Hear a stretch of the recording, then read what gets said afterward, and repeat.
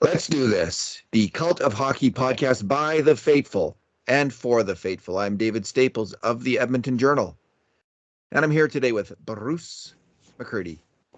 Hey, Bruce, how are you doing? Hey, David. I'm doing all right. Thank you. How about yourself today? So far, so good. So far, so good, Bruce. So we got a little podcast coming up here, and we're going to talk about a number of subjects. We've been running down the Cult of Hockey list of top prospects for the Edmonton Oilers, and we'll take a little deep dive into the forward group, who are right at the top of the list. Reed Schaefer, Dylan Holloway, Xavier Bourgault. They're at the top of the list with two other players, Stuart Skinner and Philip Broberry. So, but we'll focus on the forwards today and take a little trip down memory lane with the Oilers in terms of their drafting forwards, because they had kind of what I would call a 20-year drought in terms of drafting forwards. And we'll just think about these players in that context, the difficulty of drafting top forwards. What are some of the reasons that went wrong in the past? We'll also look at specifically, we'll try to answer one question of whether Brett Kulak or not can be expected to step into the top four. And what we'll do, we'll place that in the context of looking at other defensemen like Kulak who have moved teams in that 22 to 28 kind of mid-career age group with the Oilers, either coming here or leaving here, and how they've done in that context. Do many of them step up and become much better players in that group of players on the move? So this isn't players like Darnell Nurse who spend their whole career in one city and work their way up the pecking order. This is guys who wear out their welcome for one reason or another in one city or two or three cities, and then move on to another city. And how, what's the reasonable expectation for them? There's also an article by a writer called Scott Maxwell in Daily Faceoff, where he looks at the value on any particular of all 32 NHL teams in terms of what kind of value are they getting on the contracts on that team. And he ranks the Oilers 31 out of 32 teams for value out of the contracts. And yeah, I see you're shaking your head there. So and yeah, we're gonna get it. Trying to wrap my head around that one. It's freaking ridiculous, is the truth. So we'll start. That's a little bit of a foreshadowing of what we're gonna say. But it's hard to imagine how you can come up with that with a team that finished in the top four in the NHL last year. I mean, you're getting pretty good value if you make it that far in the playoffs. I guess it's all McDavid and it's all Draisaitl, but anyway, we'll talk about that. Anything else, Bruce? The Oilers signed a Justin Bailey to a PTO this week. Have we talked about the Ryan Murray? Yes. Did we talk about that last week? Yes, we did. Okay. They signed Justin Bailey, career NHL, AHL tweener, we can start there. Okay. So he's 27 years old, 6'4", 214 pounds. When you look at his penalty minute totals, you don't see someone who jumps out necessarily as playing an overly physical game, but he gets a few number of penalties every year. And he's played 82 NHL games. He's got 9 points in those games. He's played in Buffalo, Philadelphia, Vancouver. And he's not going to be at camp. I guess he's injured. And I don't think he's more of like an AHL signing. Is he not? It's a PTO. So in theory, I guess he could earn an NHL contract. But at this point, This looks like an AHL player, third or second line AHL player. Is that a fair comment? My understanding of what I heard yesterday is A, that he won't be able to be in camp, and B, that he's signed an AHL contract already, but I have not had a chance to verify that. Okay. So he appears to be set for the Bakersfield Condors, and where he fits in on that team with all the young wingers that are going to go there, and with guys like Seth Griffiths and probably Tyler Benson already in place as proven scoring wingers, I'm just not quite sure where he fits, but they're looking for some NHL depth. And I would submit they probably haven't really found it with a guy who's played in 7 NHL seasons. He's played at least 2 games in each of the last 7 seasons, but his career total is 82 games. Yeah. 5 goals, 4 assists, 9 points. So using my advanced math skills, I figure that his points per 82 is 9.000. There you go. With minus 11 and 18 PIM. So I'm not quite sure what he does with an average of 9 minutes and 38 seconds ice time. So clearly a very much a depth player, called up here and there and getting fourth line minutes and probably not getting a lot of crunch time minutes. I honestly don't really get this signing, given the fact that they have Benson and Seth Griffin Mm-hmm. there already. Um, you know, they have all these young wingers looking for playing time. Mm-hmm. It's like it's this kind of player who can take minutes. So he increases the competition, Yeah. and he adds that aspect to the team, and he might make the team more competitive. So the coach and the GM of the team look better because the team has more of a winning record. Probably going with a veteran than going with kids, because at the AHL level he scored 27 points in 30 games last year. Okay, so this is a guy Mm-hmm. who can get it done at the AHL level. But who's he taking ice time from? Yeah. And so why are you making this signing? I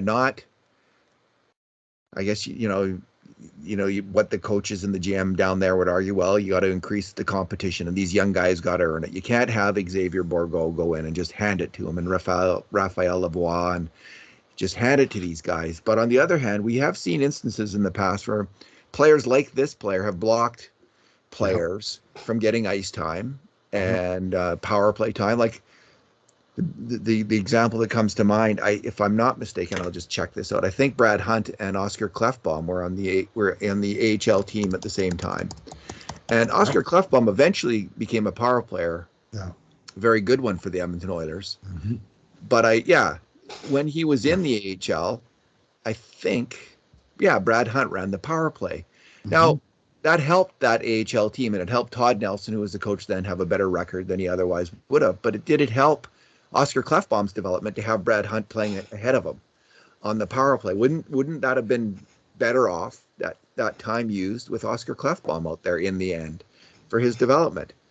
Now they'd say, well, he wasn't ready for it then, like he didn't earn it, and blah blah blah. Like, I don't know. I don't love this signing for these reasons. But Yeah, he played with Darnell Nurse on the 2014-15 Sioux Greyhounds, and he's got some things in common with Nurse.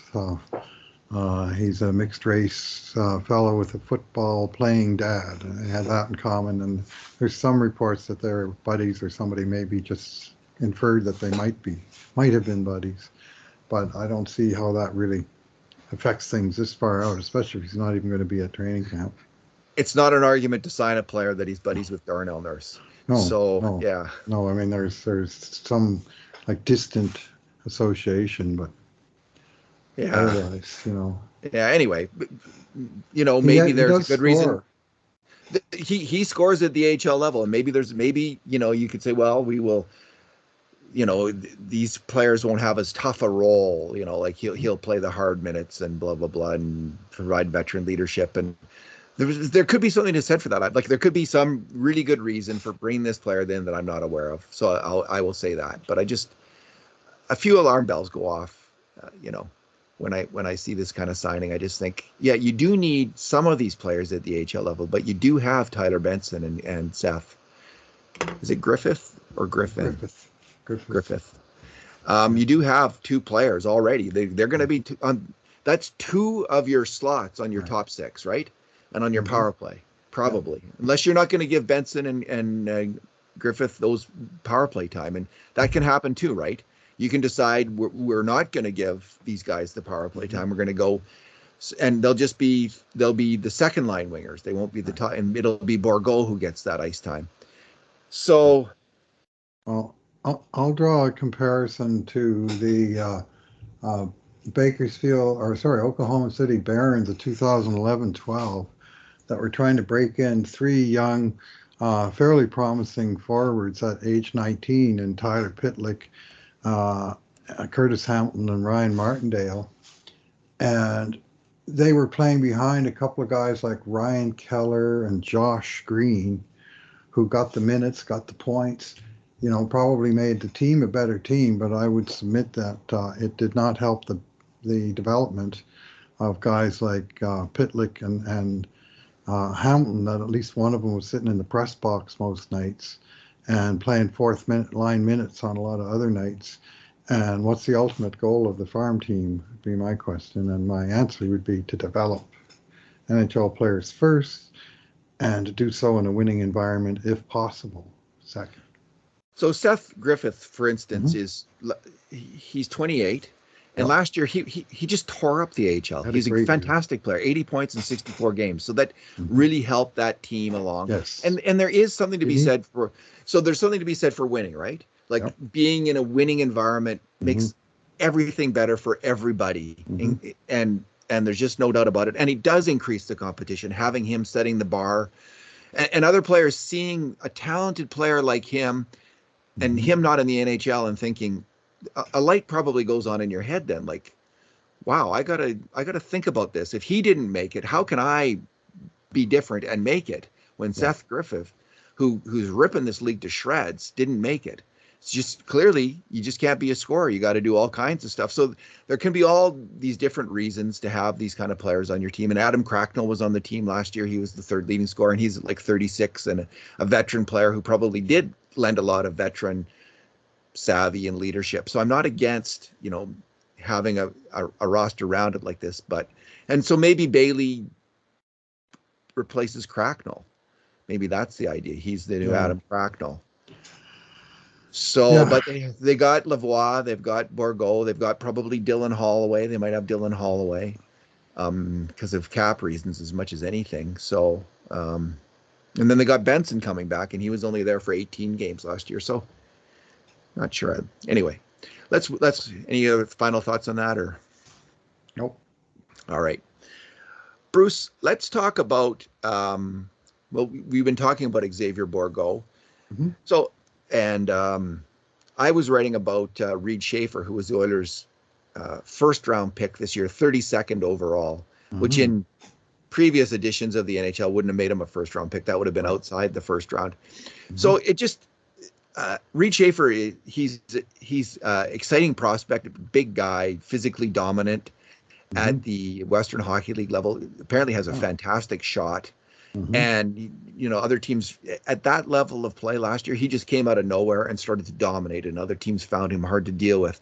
And the Oilers are particularly excited about him because he does have this physical edge in an era where that's apparently harder to find with players. The Oilers also have, right at the top of their draft rankings, other first round picks who are forwards. They have Holloway, Dylan Holloway, who recovered from an injury, was out almost a full year, recovered from an injury, and started to play really well in the AHL. And I heard Holloway interviewed on Oilers Now, and he talked about he was playing with pain and injury when he did come back, and it gradually got better. And by the playoffs, he finally felt he was getting close to where he was and shooting without pain, like shooting the puck without pain. But he couldn't take faceoffs, for instance. Right. They had him on the wing. And they have Xavier Bourgault, who was just an outstanding offensive hockey player at the Quebec League last year. Took his team to the Memorial Cup final, built on his great draft year. Just had a points per game, which is indicative of a real talent, possibility of a real talent, not a sure thing, obviously. So with all these forwards, I was just thinking, like, when was the last time they had so many forwards at the top of the list, and how does this usually work out? And I have to say, like, as an Oiler fan, there's always that moment. There's often that moment, I should say, of a little bit of PTSD about things that have gone badly wrong in the past with the Oilers, because we did have a pretty rotten 30-year period with the franchise. And one of the things that went wrong, Bruce, and this is for fans of a certain vintage as you and I are, this really is, it's hard to forget this. And this is this terrible kind of draft spell that the Oilers went through from about 83 to the late 2000s until they started to get all these top draft picks, Taylor Hall coming their way. And there was about, when it comes to forwards, there was about what I would call a 20-year drought of forwards. And in that time, they expended, I think it was 21 first round draft picks. What would be considered first round draft picks today in the top 32?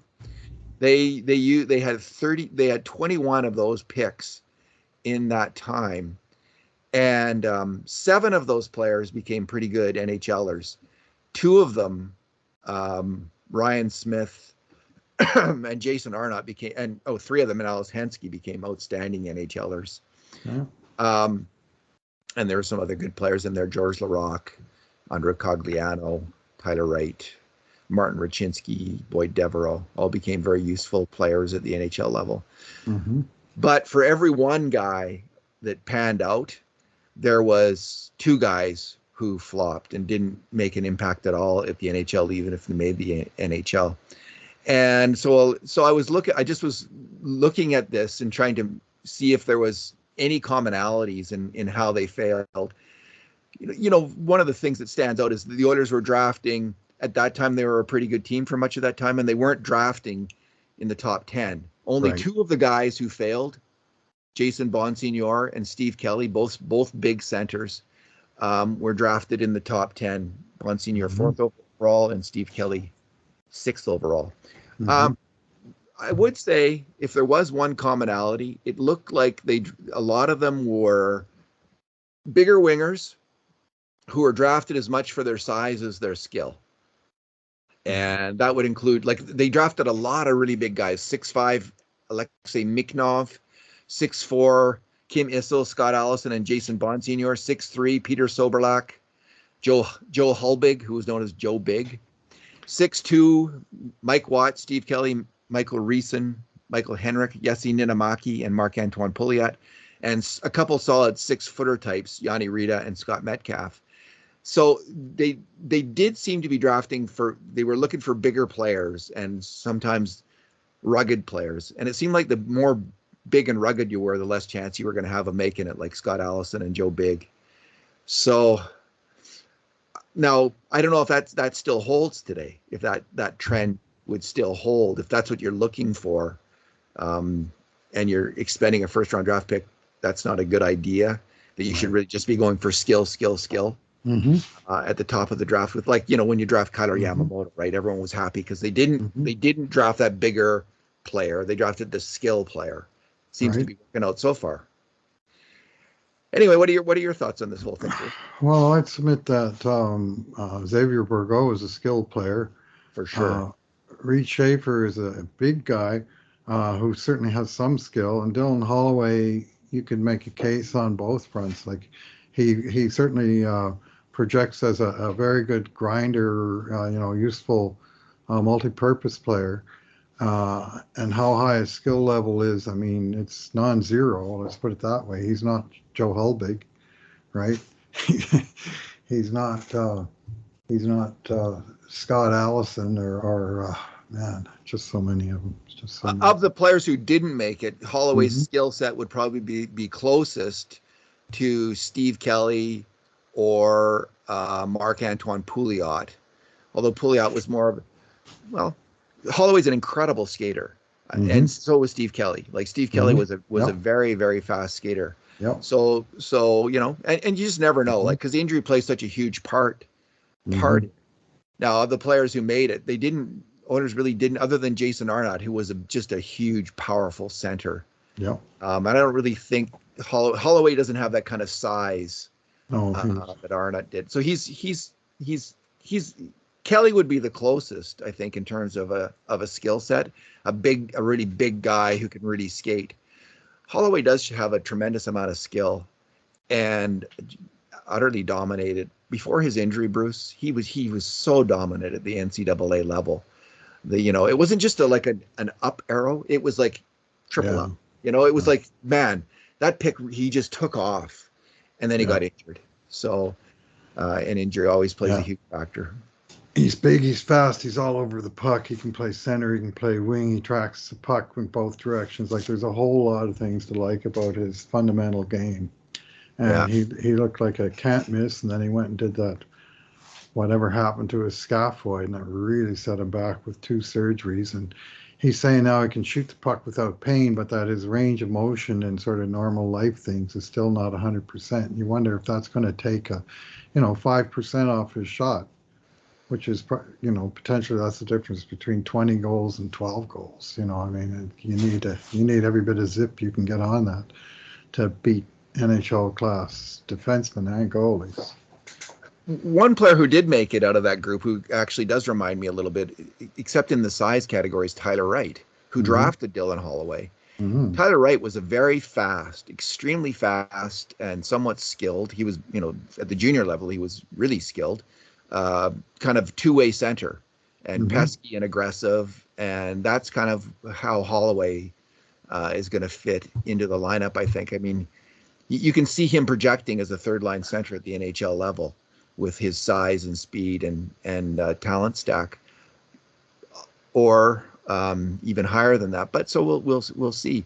Yeah, and I as for Reed Schaefer, I can't say I haven't seen him play, so I'm just going on the scouting reports. But people do love this guy's shot. Like, he does have some offensive talent, and it is a different era, right? Like, there might be something said for if it's really hard to find a player who is physically intimidating, and you have a chance to draft one, it might be something to think about.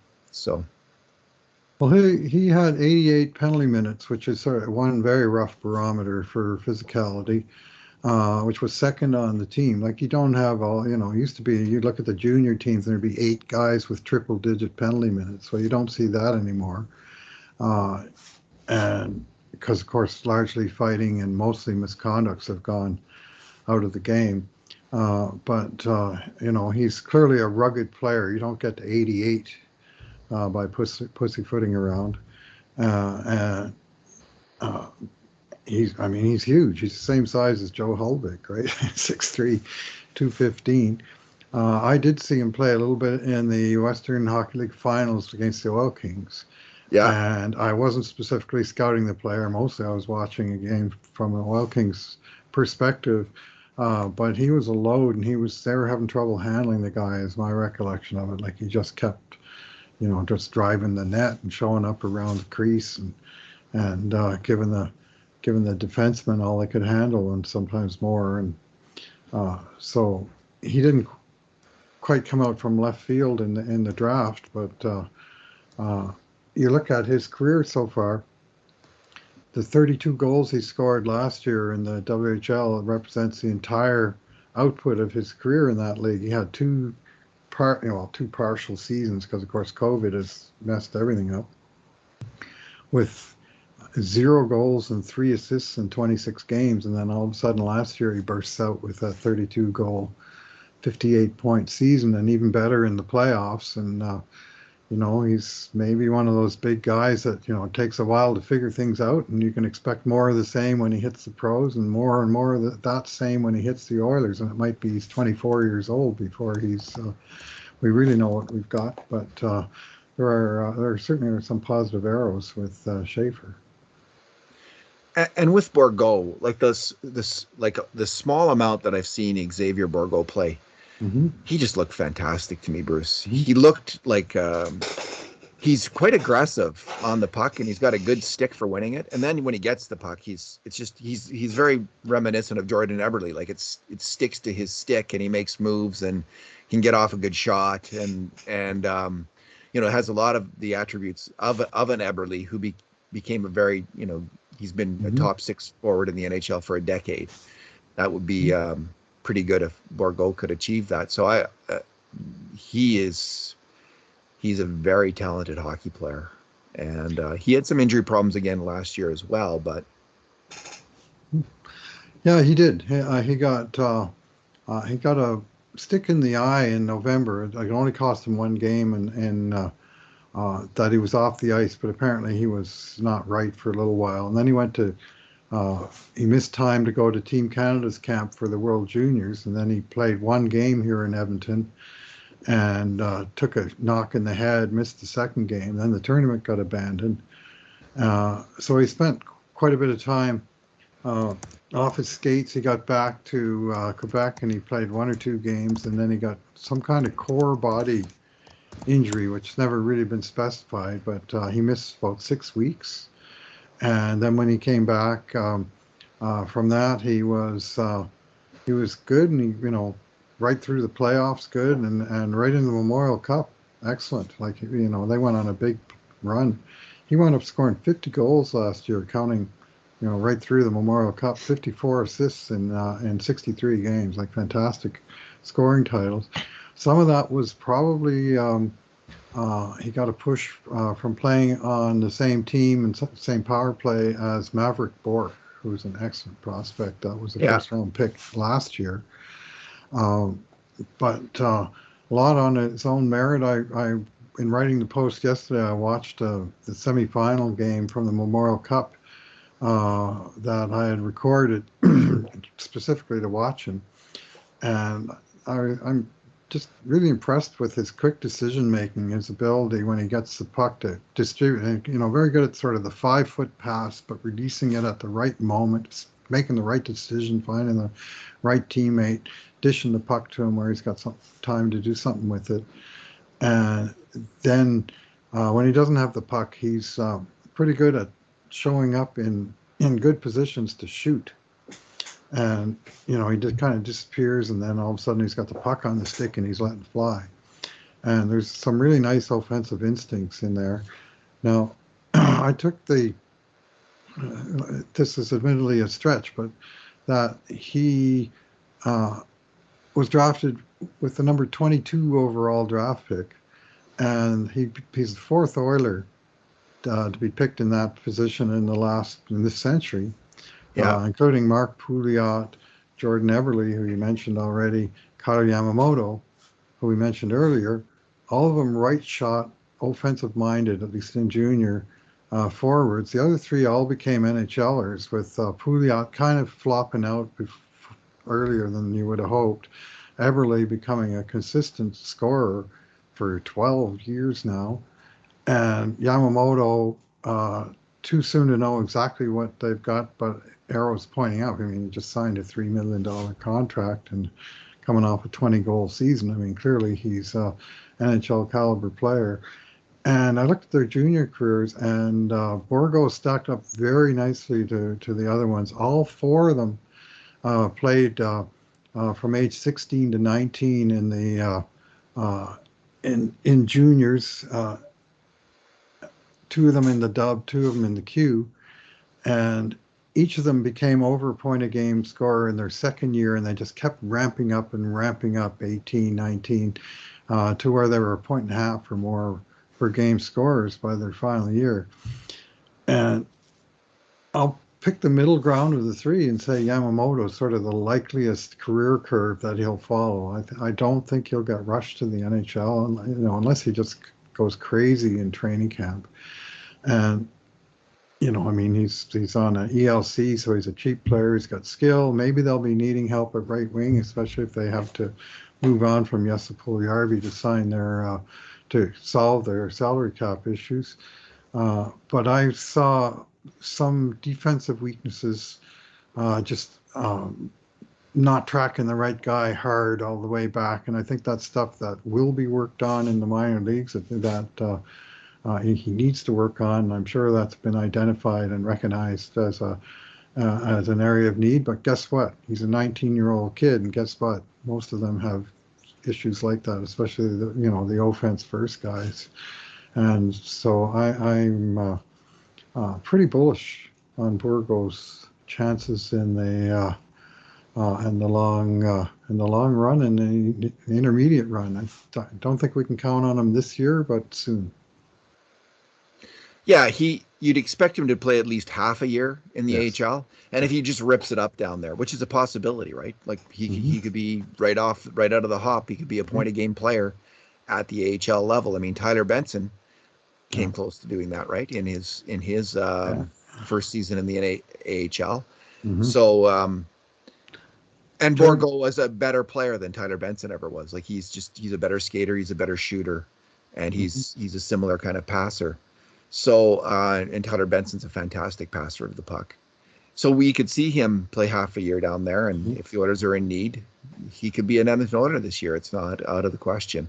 And with wingers, if you're going to be a scoring winger, a lot of those guys develop pretty quickly. It's that talent comes early to players, the ability to make offensive plays, and so yeah, we could see him sooner than later.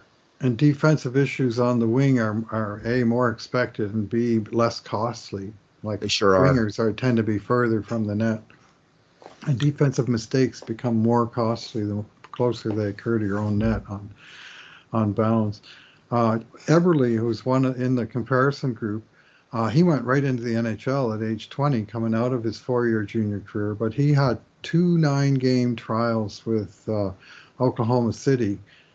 He was on a weak junior team, so they didn't go far in the playoffs. So he went to Oklahoma City, and both times he scored a point a game down in Oklahoma City. So that was his equivalent of that half season down in the minors. He already had it under his belt when he came to his first training camp, as knowing he wasn't going back to junior anymore, and he just made the NHL, scored that brilliant, unforgettable goal in his NHL debut, and he was off to the races. So, yeah, in his first AHL season, Benson had 66 points in 68 games. Yep. So, and that was really remarkable, and that's why people were very excited about Tyler Benson's career at that time, like as a possible top 6 NHL winger. And in the end, I think it's fair to say the skating hasn't been there. Like when you watch him in the NHL games, that's been what's holding him back. Skating on the shot, just 15 Yeah. of those 66 points were goals, Yeah. and he was a playmaker. But there was holes in his game, and I would submit that there probably still are. And finishing touch and skating, those are 2 pretty important issues. Indeed. All right, Bruce, let's move on to discuss Brett Kulak. And, he's right now, he's the 4th. He's penciled in the top 4, I think. It's fair to say. He's going to be expected. Even with the sign of Ryan Murray, who's played in the top 4 in the NHL in the past. But I think Kulak is expected right now to be in the top 4. We don't know who he would be paired with necessarily. If they go with CC Nurse again in the top pairing, Kulak could be with Bouchard or Barry, I guess, in the second pairing. Last year in the playoffs, they kind of went with a top pairing of Nurse and CC, and then kind of 2 pairings who were kind of indistinguishable. Like they had similar usage and playing time, if I'm not mistaken. Keith and Bouchard and Barry and Kulak were both kind of who was the second pair, who was the third pair. It was kind of similar usage probably, and we might see that again with his heavy reliance on Nurse and CC against tough competition, and then two pairings who are used in kind of similar fashion. But Kulak, he is right now second on the depth chart. If Nurse was to go out, I think he would be bumped up he would be expected then to be the top pairing left shot demon. So, I've been, based on his really strong play in the playoffs, I was kind of thinking, and based on Cody Cece's, rapid development, in not just into a solid top 4 D-man, but played well in the top pairing. I was thinking, Kulak could do the same. Like maybe the Oilers, like lightning will strike twice here, and we'll get 2 years in a row. We'll get these players coming in at, whatever, Kulak is 27 or 28. We'll get these players coming in at that age, and we'll get this rapid development where they really do well in a top 4 role. So that had me thinking, is that a reasonable thing to think? What is that a reasonable expectation, or is that kind of motivated thinking on the part of an Oiler fan, such as I am? So Bruce, what's your thought on this? What do you think of his potential to be a solid top 4 D-man? Well, it's not 28. Yeah, he's 28, be 29 midseason. Yeah, he's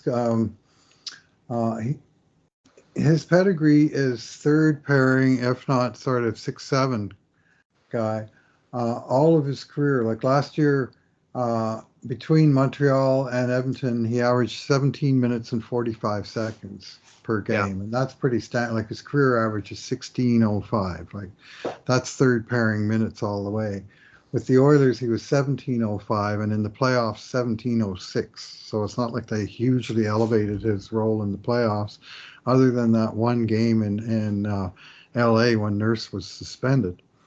Uh, that said, he did form a very effective partnership with Tyson Barrie that I, for one, would be reluctant to break up, even as they're going to have to figure out how best to deploy uh, the other defensemen. Do you want a Bouchard-Broberry pairing? You know, is a question, or do you want to maybe put do Nurse and Cece different this year? But uh, they he played well. What he showed well, particularly, was in his skating and in his ability to disrupt opposing attacks before they gained the zone. He was sort of the anti-Duncan Keith, who was or the anti-Chris Russell, who would give up the blue line and try and do their defending closer to the net. And Kulak, with his mobility, is very good at stopping the rush early in the process and at least forcing the shoot in, or if not stopping it outright. So some promising signs there, but the jump from third pairing to second at age 28, that's a tall ask. Maybe he's ready. I mean, I saw lots more that I would call promising last year than I saw as red flags. But if they're counting on him as being in the top four, they better be right. So what I noticed, I was thinking about this and I thought, well, let's look at, let's do a kind of a back of the envelope survey, like not super science here. This is just kind of based on my impressions of these players. And this is up for argument, my rating of them. But I thought, let's look at players who have come to Edmonton between the ages of about 22 and 28, kind of this mid-career defenseman who might step up and be a better player. So this isn't like, we're not looking at the career trajectories of a player like Darnell Nurse or Oscar Klefbom, these defensemen who come in as high picks and gradually work their way up from farm system or, to third pairing, second, like it's almost expected of them. These are players, they're not like this. This is a different category of players. Some of them would have been high picks, but they, for one reason or another, the team that drafted them has decided to move on and is willing to move them out for one reason or another. So this is the class of player. So it's down a peg from the very top drawer guys who tend to populate the top four in the NHL. Guys like Nurse and Evan Bouchard is the latest example in Edmonton. And I was thinking, how many of those players come in and do better? They move up from the bottom pairing or below that and become top four D men for the Edmonton Oilers. And in the 40-year history of the franchise, Bruce, of all the different players, and there's usually one or two coming in each year in this category, I only found four that kind of made a jump, either from top four to top pairing or bottom pairing to top four. And they were Jason Smith and Craig Muni, who both came in at age 24. Igor Kravchuk, who came at age 26 and had a really good year here in Edmonton. Before getting moved out. So many players were moved out for salary reasons in those days. And Cody Ceci last year. So there's four guys in that entire span who I saw who really obviously stood out as what we're hoping for to happen to Kulak. And a lot of the players, some came in and got worse almost immediately, like Mark Fane and Nikita Nikitin. They had played top four in other cities and they just really stunk on it, like if I'm completely honest, here in Edmonton. But the most common thing by far, Bruce, was what I call the same syndrome. And as I was making my list, I just had a category. They were basically the same here as they were elsewhere. And when they left Edmonton, they were the same as elsewhere as they were in Edmonton. So I just same.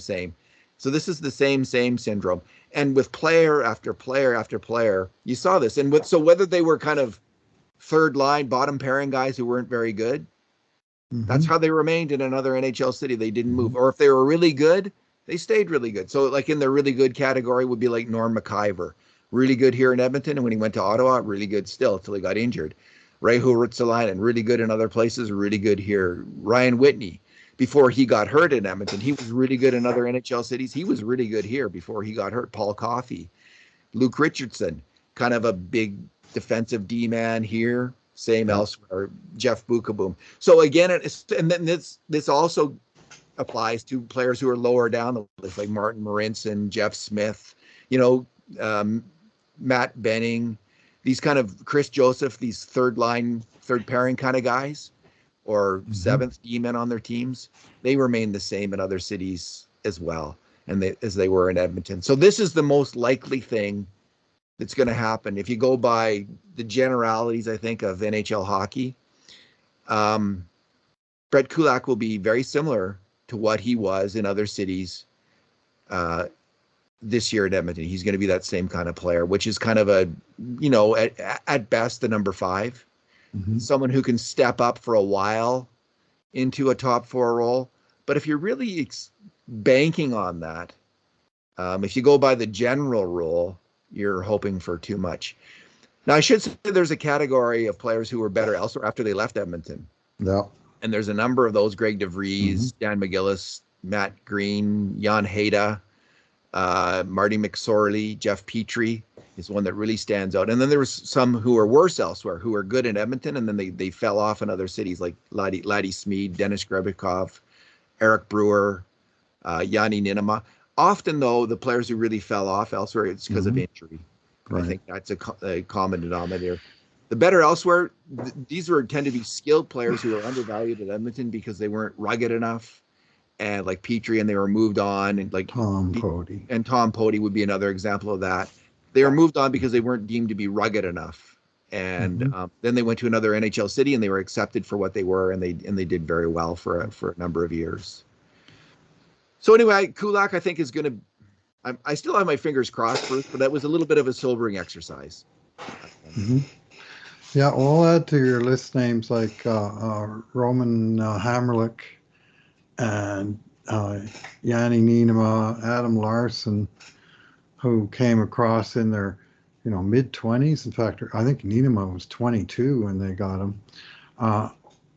But it wasn't like they made a big surge forward the way Jason Smith did. They were, fairly established, and they came to Edmonton and kept doing what they'd been doing. Eric Brewer, he'd be another guy to consider that was acquired by trade, who I think grew in Edmonton into a fairly substantial player. So I mean, these are top 4 caliber defensemen, all those guys I just named, but they basically were that before they arrived. It was Jason Smith and Craig Muni. They were having trouble getting a game in Toronto, for goodness sake. And Toronto wasn't very good. And they came here, and they both wasted very little time in establishing that not only were they NHL players, but they were good ones that could move into and play a key role in the top 4. And in a perfect world, that's what you're looking for from Brett Kulak, who, from the age perspective, is at the outer limits of your range. So it's later in his career, but that said, he's a more mature guy, ready for the challenge. I do have high hopes for the guy, but you gotta sort of temper hope with experience. And I mean experience as a fan as opposed to the experience of the player himself. We've seen too many cases where I thought, man, does this guy ever look good? And then turns out, well, this Terrence Sandwith guy, I mean, we might have thought he had potential, but Terrence Sandwith. Sorry, Terrence. He wasn't even on my list. Just came out of the blue, yes. So Cece, and even with Cece, like he truth be told, he was a top pairing defenseman at Ottawa. He wasn't particularly well respected in the end. And then he went to Toronto, and it's funny what happened in Toronto, because that's where his reputation really took a hit. For some reason, he just got on the wrong side, I think, of essentially mainly the analytics crowd in Toronto. I'm not exactly sure, but I think that's the case. And they took a real dislike to the player, and his reputation took such a hit that when he arrived at Edmonton, there was that hangover from that and very low expectations, I think, because of that. That said, when he went to Pittsburgh the year before, he had worked his way into the top 4 there by the end of the year. And when you read all the accounts, people liked his play. Like when they were just eyeballing him and not looking at these, various numbers, that people put a lot of weight in. Some people do.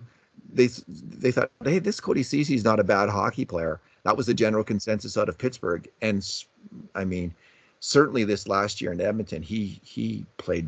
He was a really strong hockey player, and I think he's going to remain that. Like I don't think it was like if So, he stays healthy, Bruce, I don't see why Cody mhm. Cece's going to get any worse in the next few years. So that really did work out, and it could. If he continues to put up these numbers, he will be in the rare Jason Smith, Craig Muni category of a player who's come here under a bit of a cloud at least, and From Toronto. really performed from Toronto. Maybe that's the commonality. Get these guys who get run out of Toronto where they can't tell a good hockey player from a hole in the wall.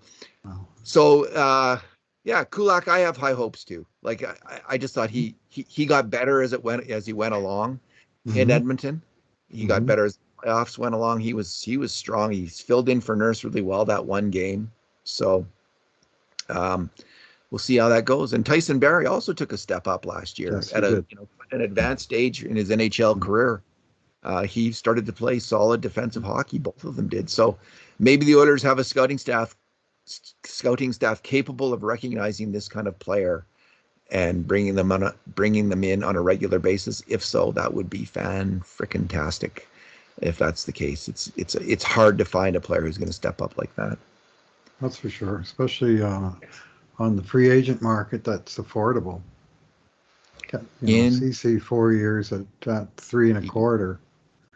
That's a pretty solid looking contract at this point in time. All right, Bruce, I think we're in the final item on our list, which is the Daily Face-Off has published a list of NHL team salary cap rankings. The salary cap rankings kick off with a mix of really rebuilding teams, clearing out their bad deals, and aging playoff teams on their last limbs before a cap implosion. And that's apparently where the Edmonton Oilers are. They are apparently a aging playoff team on their last limb before a cap implosion, according to writer Scott Maxwell of the Daily Face-Off, because Maxwell has the Oilers ranked when it comes to the cap value of their contract. He has them ranked 31 out of 32 teams in the NHL. The only team he's got worse than the Oilers in terms of getting cap value is the Chicago Blackhawks. Mm-hmm. And Bruce, I'm just going to say, I just think this is nonsense. I mean, Mm-hmm. the Oilers were a top 4 team in the NHL last year. Right. They were right up against the cap, but so were most of the playoff teams. Seems to me they got pretty good value, one way or another, Mm-hmm. out of their salary cap. And I don't know how you can come up with a list and think that's accurate. That's fair and accurate. That's a fair and accurate evaluation of the Oilers. Mm-hmm. To have them 31 out of 32 teams.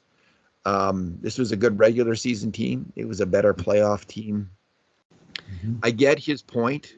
Like, I think it's a fair comment to say the Oilers have invested a lot of money, long-term deals in players heading into their 30s, and that could go bad.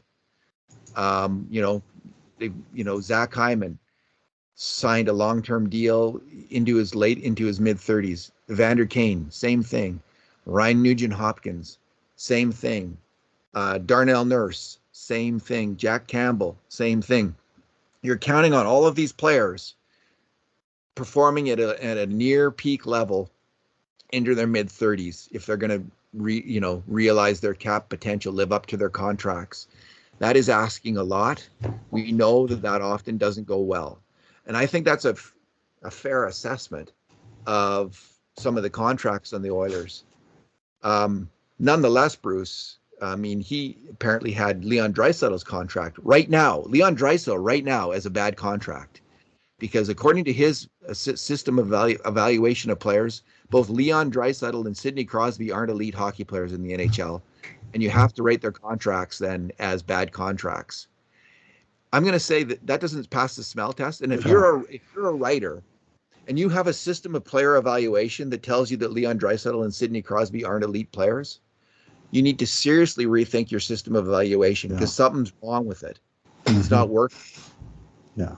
Anyway, so he says one in his introduction to his system, the system can be picky and will lead to a few instances that differ from normal opinions, some that I don't always agree with either.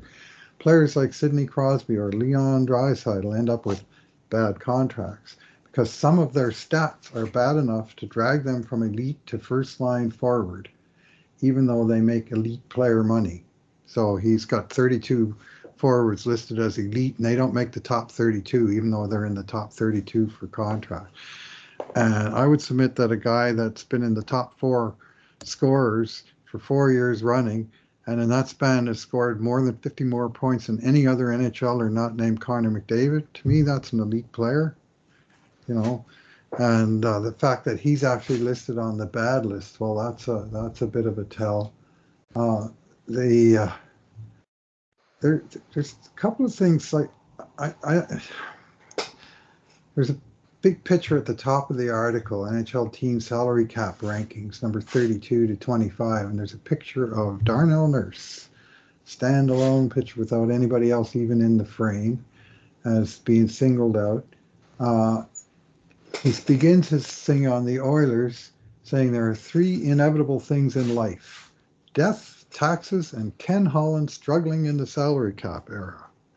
So, and there's just a couple other peculiar things in here that have me shaking my head. For instance, in the San Jose Sharks comment, he says they're in a better spot than last summer thanks to Evander Kane being enough of a chaotic human being for the Sharks to erase his deal with no penalties. First of all, we don't know about the no penalties part because they're taking forever to resolve that thing. But secondly, like, that just seemed like a bit of a gratuitous shot. And then for the Oilers, to get back to the comment on the Oilers, when you have players like Zach Hyman, Ryan Nugent-Hopkins, Evander Kane, Darnell Nurse, Cody Ceci, and Jack Campbell all signed for at least 3 years, and according to my contract rating system, to too much money does not help their case. And Ceci is the only player not to have a no-move clause, which, you know, that's a good point.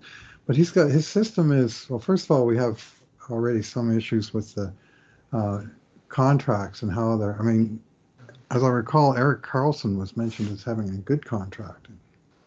I'd rather have Darnell Nurse than Erik Karlsson right now. Anyway, he's got 6 different categories. Good contract percentage, the Oilers are 20th. Quality cheap deals, 30th. Now, Ryan McLeod will be on that list, but he's not there right now. Contracts with no trade or no move clauses, 21st. Dead cap space, and this is one I've been pounding on for years and I agree with, 26th. Quality of core, 18th. Cap space to skill differential, 24th. The Oilers are the only team on this list that are in the bottom half of the NHL in all of the listed categories. And I just find that stunning. Like, how the hell did you finish second in your division 3 years in a row, make a run in the playoffs the most recent year, and you're in the bottom half of the league and everything?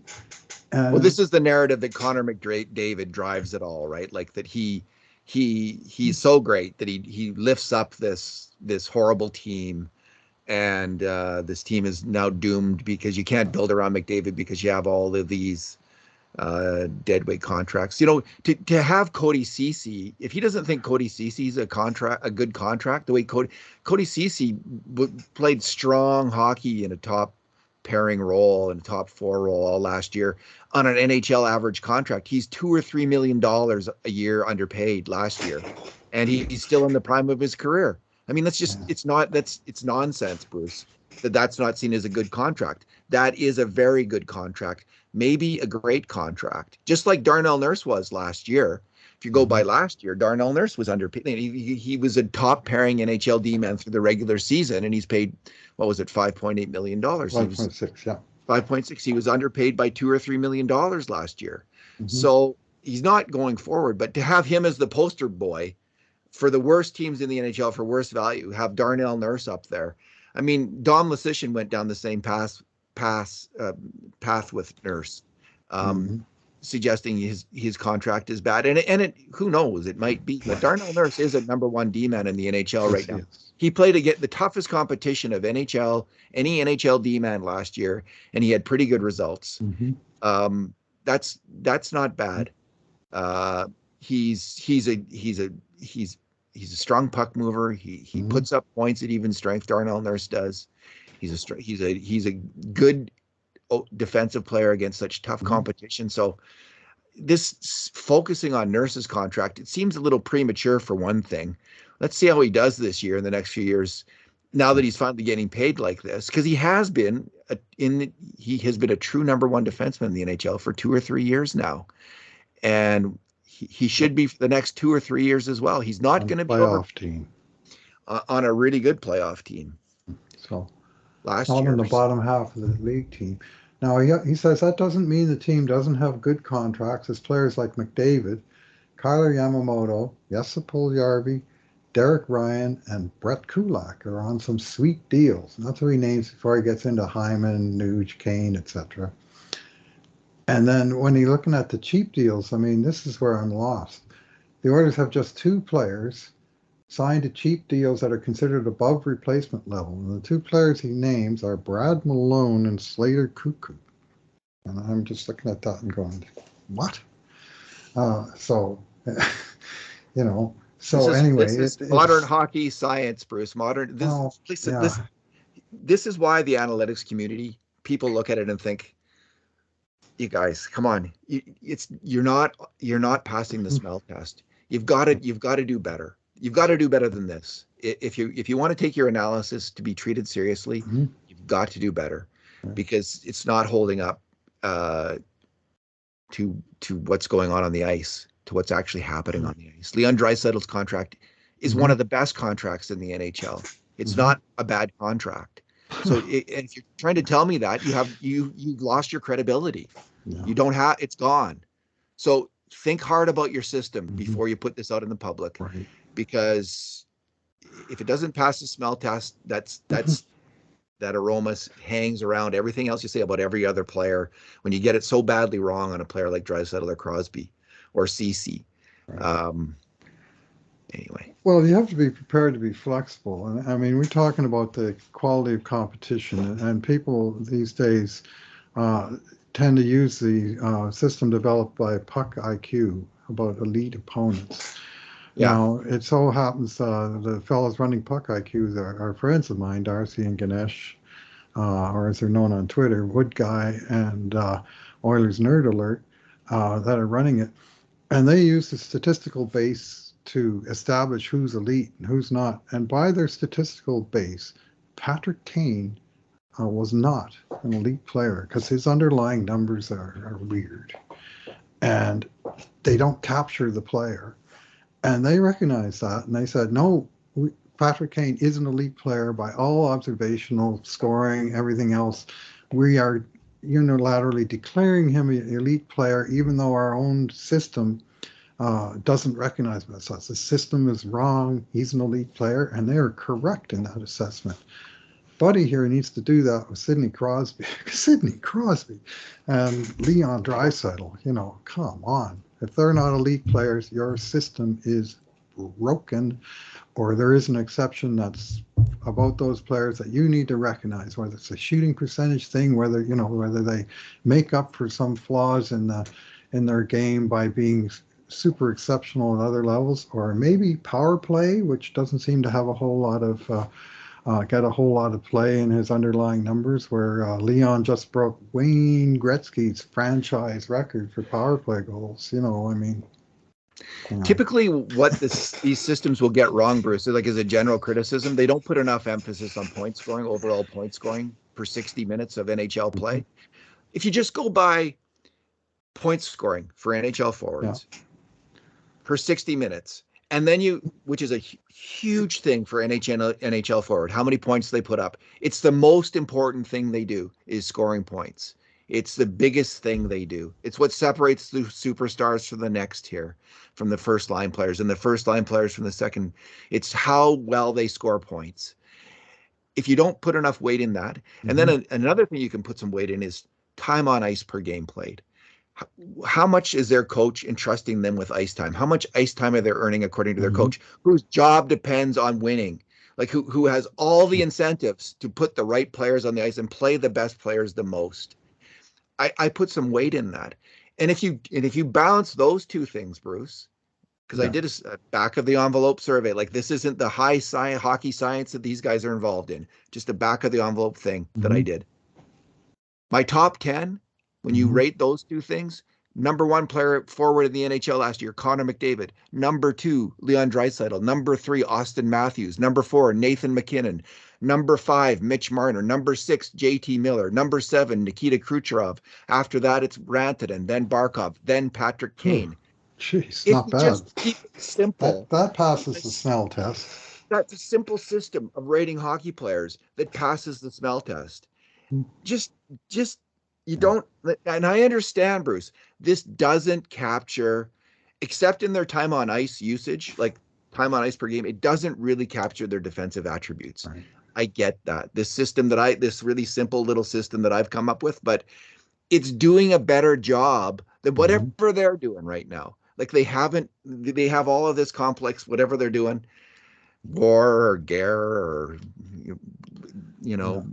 wins above replacement for these players that they're working out. It's not, they're not focusing on the most important things. And with forwards, it's actually pretty easy to do that. I'm going to argue. And he would have been better off doing that in terms of rating the forwards. Now, defensemen, it's harder to do just based on, because, their defensive play is so much more important than anything else, almost anything else they do on the ice. So hard to measure. And it is really hard to measure. And, you can do it by time on ice as a proxy, if you look at shorthanded time or over, how they're used in key situations, who do the coaches have out there? You can try to come up with ways to rate defensive prowess of defensemen. It's really difficult to do. But even there, Bruce, I came up with a statistical system, which I think, well, let's just go down. Let's look at that. Let's, using just time on ice in different situation points and power play points. The top 10 defensemen that I came up with in the NHL was Devon Taves, Victor Hedman, Adam Fox, Roman Josi, Cale Makar, Aaron Ekblad, Drew Doughty, Chris Letang, Darnell Nurse, and Brent Burns. So I think it's not a bad list. I think it's actually capturing who is really performing at a high level as defensemen. And I'm not saying it's a perfect list. And maybe it's not a list that's going to help you identify undervalued players. I will say that about the way I'm looking at things. Well, undervalued tend to be underutilized, and that's what you're looking for. And then if you're measuring how much they're used, well, you're going to miss them by definition. You need a different filter. Yeah, so I'm just trying to look at, and so I'm not saying my list is good at that, like it's good at recognizing these undervalued players, but it's looking at, I think it's getting a pretty good job of recognizing who's got some real value and real solid performance on the ice. And Erik Karlsson, who this guy is suggesting is a good contract, he's not on the list in the top 50 this past year. Karlsson didn't make it. So, even on his own team, the performance, let me just make sure that's correct. I'll just that. Oh, no, he is, Bruce. Yeah, I'm incorrect. He is ranked number 23 on this by going by time on ice, different time on ice and points. So he's the number one defenseman in the NHL, but he's paid, what is he paid? 11.5, I think it is for. So he's old, he's kind of over, he's 23, but he's paid number one. So that would number one or number two for NHL Demon. So that would make him overpaid, a little bit overpaid, not a value contract in any way, not a good contract, but, maybe defensible on some level, because you are getting a true number one defenseman. He's in the top 32 at least. So anyway, there's my rant on that. I just find something. He uses three main things for evaluating, and even strength scoring is one of them. Goals per 60, primary assists per 60, points per 60 to evaluate goal scoring, playmaking, and overall scoring creation with all stats at even strength. So power play is completely ignored. Then even strength play driving using Evolving Hockey's regularized adjusted plus minus, RAPM, which is different from adjusted regularized plus minus, I guess. I mean, when you need two modifying words, there's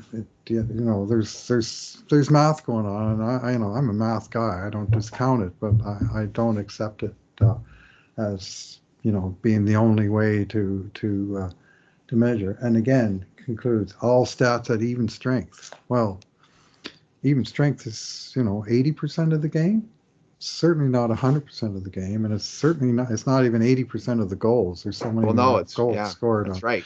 in leverage situations like uh, power play and goalie out scenarios. And then the last category is goals above replacement. And that does at least include some of the special teams in it. But I would suggest overall they're underrepresented here. And anyway, there's clearly some flaws. And I mean, good on him for, developing a model and so on. But geez, when you have Edmonton Oilers ranked 31st in the league and New York Rangers ranked 30th in the league, maybe it's time to take a step back and say, that doesn't seem to line up with what actually happened on the ice. Maybe we should revisit and see what we can see what we can do different that that that makes the Yes. results match up a little better. So And you know what? Like, as you write about hockey, like your ideas change. Your system gets better over time. You start to see the flaws in it. Like our own system of video review. Like initially, I just looked at goals for and against, and then I realized, that's not good enough. You got to dig into scoring chances, and then we started to look at grade A shots, focus in on that, and there's refinements in your method every year. So mhm, so wherever this writer is starting out at mhm, and Evolving Wild is starting out at, they will get better. They will do better. And yeah, and the Wood Money system for ranking, for instance, ranking quality of competition that you're playing against, I find that to be, generally speaking, really excellent. Like I put a lot of weight when they say someone faced the toughest competition and here's the number.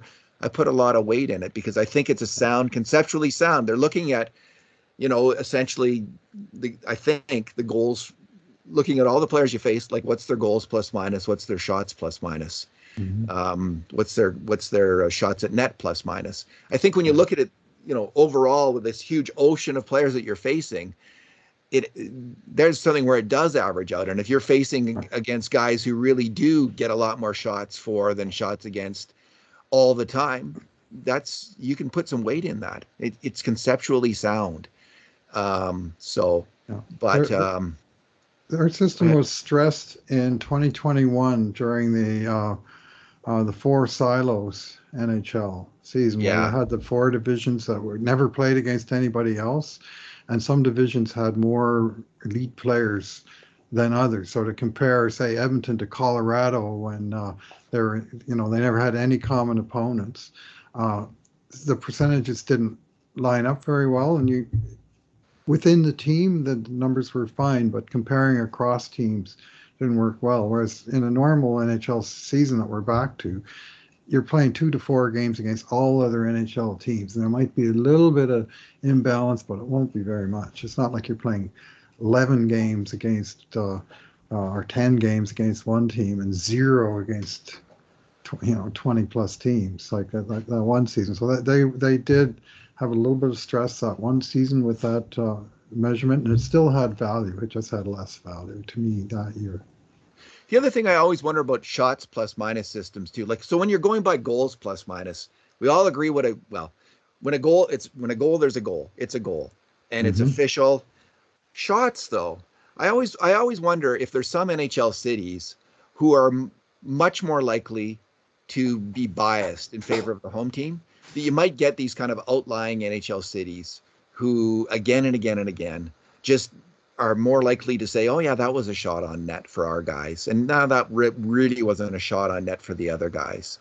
And the shot totals are going to be every game 5 to 10% off or something like that in favor of the home team, more than you're going to find in other NHL cities.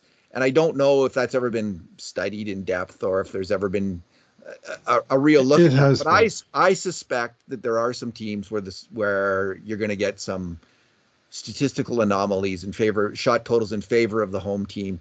And more so, like let's say in Edmonton, you have some just real hard ass hockey guys, for instance, and they're just like a shot is a shot is a shot, and that's Hmm. how we're going to rate it. And Hmm. we're going to be tough on the Oilers, and Hmm. we're not going to give them any favors. And Right. and you could also have it go in the other direction, Hmm. almost if you get a situation like that. So I could that happen? Absolutely, and it did for a while. And I think the NHL has ironed out a lot of this and more regularized it. But when the real-time scoring system RTSS came out early in this century, there was huge imbalances from rink to rink, and not just in shot. New York Rangers, Madison Square Garden, they overcounted everything. Like everything had high numbers, but some of the numbers when you compared home to road for things like hits or block shots, giveaways, takeaways, they showed these huge imbalances where some teams have sort of three times as many takeaways on home ice as they did on the road, I see. or Yeah. three times as many giveaways on home ice as they did on the road. Like it wasn't just all the positive stats, but it was just like the scorekeepers seemed to notice the home teams more than the away teams, and in some rinks it was just really bad to the point of being you couldn't put any value in the information. And one of the early cures for that was that some analysts just ignored home stats and only used road stats, with the idea being that at least that they're getting treated as a road team, like all there's not any favoritism for the road teams. It's so that ironed out some of it, but I think the NHL a few of these got published, and I frankly think it was embarrassing for the league. And they said, "Geez, we got to do better than this." There's six times as many giveaways in games in Madison Square Garden as there are in New Jersey. Like what the hell? And it's a good question. So, and so I think they kind of cracked down internally on making sure there were standards that were understandable and followed by all teams, and what maybe even there was some oversight. But it's better than it was. That I will submit, and I will also submit it's still a long way from perfect. I do read the play-by-play summaries, and some plays just get missed, or other ones, like we look at plays when we're looking at, was there two scoring chances there or three, and you look at the play-by-play and there's one. You go, well, there's at least two shots in there, and maybe the third one, and they just missed, and they didn't Yeah. get the whole thing. And I mean, how can you really? It's a fast game, and sometimes you get 5 or 7 minutes without a stoppage, and not a lot of time to go back and say, oh yeah, we need to go back to 15:36 and see what happened on that scramble. So it's always, I mean, any numerical representation is always going to be an approximation of what actually happened. Well, I remember interviewing the people who run Staffleets, and that's the company Mm-hmm. that John Chayka started. Mm-hmm. Chayka became GM in Arizona, Yes. and the estimate I think was in terms of it was a 7% overall error in all the statistical input Mm-hmm. that was going Mm-hmm. in, but I didn't ask him if there was a variation, like whether it's 14% in some cities and Mm-hmm. 1 or 2% in Yeah. others. But that was the average, was 7%. It was incorrect, and so this Mm-hmm. is like, is a guy on the ice when a shot happens, like they're switching off and on, and like they get the players wrong on the ice sometimes. It's just all these different kinds of errors, and I don't even know if you can how well you can even measure that, because like I always wonder about the hits stats, right? Yes, it's sir. just it's just like, was that a hit? Is that a Mm-hmm. hit? Is that a Mm-hmm. hit taken? That's Mm-hmm. that has got to vary quite a bit, because sometimes you see, sometimes you think, how do the Oilers only have 15 hits that game? I mean, Mm-hmm. they seem to be hitting players at every turn, and sometimes it's the other direction as well. So Yeah. that's another one that's a little bit confusing. So going by the numbers in hockey, it's just fraught by its very nature. Like it's hard to mark things correctly, and you and I know this, Bruce, because in our own work, when we do the Yeah. video review, like I do the initial video review, you find all kinds, you find 3 or 4 or 5 things where I've just missed it. Like and I will openly admit, like, yeah, I didn't see that, or I got the player wrong, or it's easy to make mistakes. It's good so that's why we have that kind of oversight, you doing the review. And then there's places where you and I we don't agree. And No. and we don't agree because often it's 50-50. Yeah. You could say that was a grade A shot or not, and it's just like, it's flip a coin whether it meets the definition or not, because it's just so close. It's hard to tell. Right. So um, all of the statistical work is difficult to do, and it's fraught. Yes. Yeah. Anyway, there's many of these things are works in progress, and many of them do improve over time, or they get discarded because they don't pass the smell test. So we've maybe over responded to this NHL team salary cap rankings, and he says an introduction. And yeah, we're very much in the introductory phase. And good luck, Mr. Scott Maxwell. I hope that you are able to make some progress on this, because clearly there's some work to be done. Indeed. Same could be said of us all. All right. Absolutely. Absolutely. Yeah. So Scott, we're in the same boat as you. We're just trying to get it right. And Yep. we have been highly critical, but stick with it. You'll get better. All right. Is that it, Bruce? Anything else we need to discuss today, or?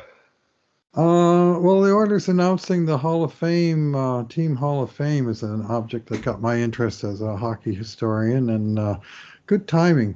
2022 marks the 50th anniversary of the Edmonton Oilers as an entity, and I'm not sure what they're doing specifically for that, but you and I will remember back to the WHA coming in the fall of 1972, and pro hockey, Major League Hockey, gaining a toehold in this town, and developing from there. So that, but I don't know that the Hall of Fame will actually include any more WHA players, because I'm frankly not sure how many of them belong in it.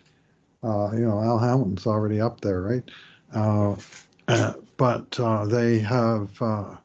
There is a lot of players who are not in the Hockey Hall of Fame, which has been their criterion up until now. You get in the Hockey Hall of Fame, you get your number raised. Otherwise, you wait for the team to do some other initiative. Well, they finally got there, and it's now time to consider a whole bunch of guys. I could write several posts on the subject of guys being deserving, or at least worthy of consideration for the Oilers Hockey Hall of Fame. And we don't even know, are we talking about players? Are we talking about suits? Are we talking about inspirational figures?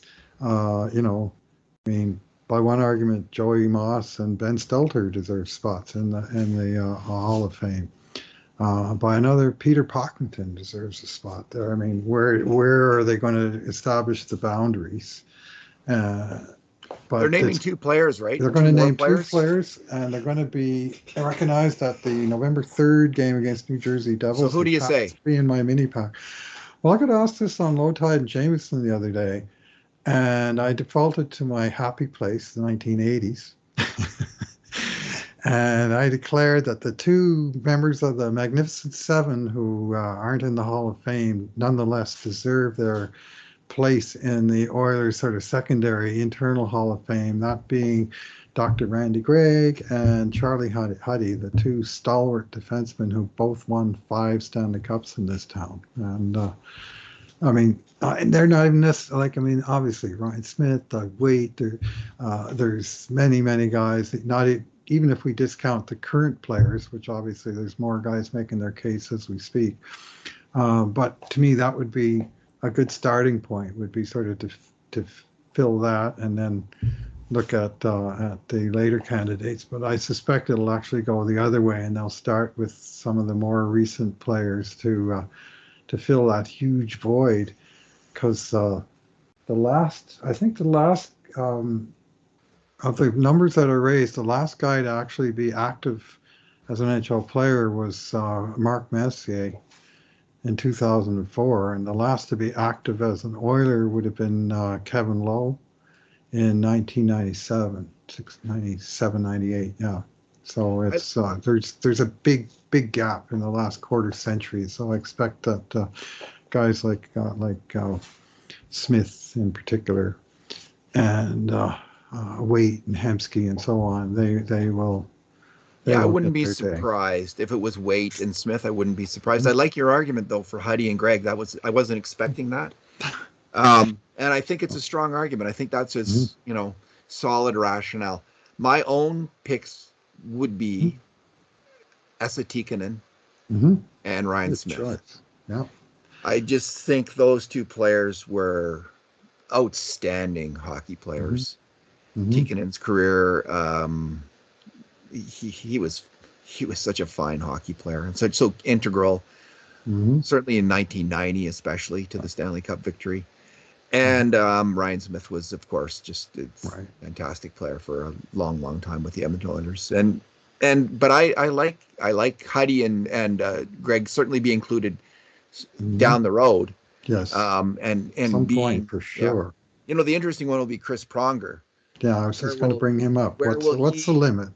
What's how like Kent Nielsen and Chris Pronger, like how long do you have to have been with the Oilers? Chris Pronger was the best Oiler on that 2006 team, I think, and it wasn't close. Without him, none of it happens. And it did happen, and they came close to winning the Stanley Cup that year. So, you know, I'm inclined to recognizing it. 1 year, but I'm inclined to recognizing that 1 year for what it was, which is one of the, you know, maybe one of the top 10 seasons in Edmonton Oilers history for an individual player. Top 25 at least. Well, Gretzky's got the top 9. So well, that's the problem, right? Messier's got the next 10, and then you got the other guys. So, Coffey and Curry. It's pretty hard to it's hard to get in the top 25, put it that way, but he was that good. I mean, I think it's you can make an argument. So anyway, top 10 different players to have a great season, and maybe in that discussion. There you go. Thanks for changing the parameters so my argument makes more sense, Bruce. Well, there's the parameters are what interests me. I'd really be keen to see what are they looking for and what kind of, you know, like I say, there's Pronger, there's Pocklington, there's, you know, Joey Moss. Like I honestly expect he might be one of the two this fall. Like Joey has got a real shot at it. So. And Ben Stelter. I mean, it's and I mean you could say 1 year as well, but boy, did he have an impact? And maybe that would be the best. Yeah, a very great way to honor that young boy that left us so soon. Well, maybe there would be a category like builders and big personalities, or builders, or something like that. All right. Long-suffering fans. This guy bought a season ticket in 1992, and he's still with us after 30 years of losing. You know, not quite. You know, but you know what I'm saying. I do, Bruce. We are both a lot of people. We are both. What is it now? It's 41-year fans. So. Well, I timed it perfect. I was a season ticket holder from 1977 to 1993, and I could hardly have picked a better time to see the rise and fall with one bad season of the Edmonton Oilers. And that was when I could no longer afford season tickets, and I thought, well, it's never going to get any better than what I've seen already. I'm still a fan of the team, but I just can't be going to every game anymore. And so timing was pretty good for me personally. Okay, final question. If you had to pick one other WHA player, not named Wayne Gretzky, to be in the Hall of Fame, like if you were to say, so who would that be? Who would you pick? Al Hamilton's in, so and you can't pick Gretzky. So who would you pick? Oh boy. See, I default to Jacques Plante and Norm Ullman, but you know, their actual fame did not come from what they did as Oilers. So that's it's weird because that team it just changed play. It was like the CFL, right? The players were coming and going a lot more. It seemed like in those days, like, you know, some WHA team would fold and suddenly you'd get 5 new Edmonton Oilers overnight. It was a weird league. And so I don't know who I would pick. Like there's a couple like Ron Chipperfield. PJ McDonald would be. PJ McDonald, he was a good player here for Paul a few years. So there's in the early days, I can't even think. Jim Harrison. So it could be Jim Harrison. I'll go with Jim Harrison. He's my pick. The first big Edmonton Oilers star was a star for a couple of years till he got hurt. Yeah. Jim Harrison. Okay. Who's your pick? Your final. Who's your final? What's your final answer? Geez, I'm going to cheat and say Bill Hunter. That's cheating. He brought us the Edmonton Oilers. I mean, he's been memorialized in Hunter the Lynx. the mascot of the Edmonton Oilers. His name is not Hunter by accident, nor is he number 72 by accident. That's something I, for one, really appreciate, that they made him 72 and not 79, that they're actually acknowledging the full extent of the I like that too. Oilers history. So Jim Harrison, 2 seasons with the Oilers. The first with the Alberta Oilers, 1972, 73, 86 points in 66 games. The next year, he had just played 47 games for the Oilers, 69 points in 47 games. And then he got traded to the Cleveland Crusaders to finish out his career in the actually went back to the NHL. Played a couple of years with the Chicago Blackhawks and finished out his career with the Edmonton Oilers in 1979-80. I forgot this. 3 games with the Oilers in the NHL to finish it all off. Jim Harrison is my pick. Bill Hunter is a cheat, Bruce. You cannot pick him. All right. Thanks, Bruce, for talking. All right. Thanks for listening, everyone. And in the meantime, and in between times, this has been another edition of the Cult of Hockey podcast. Stop recording.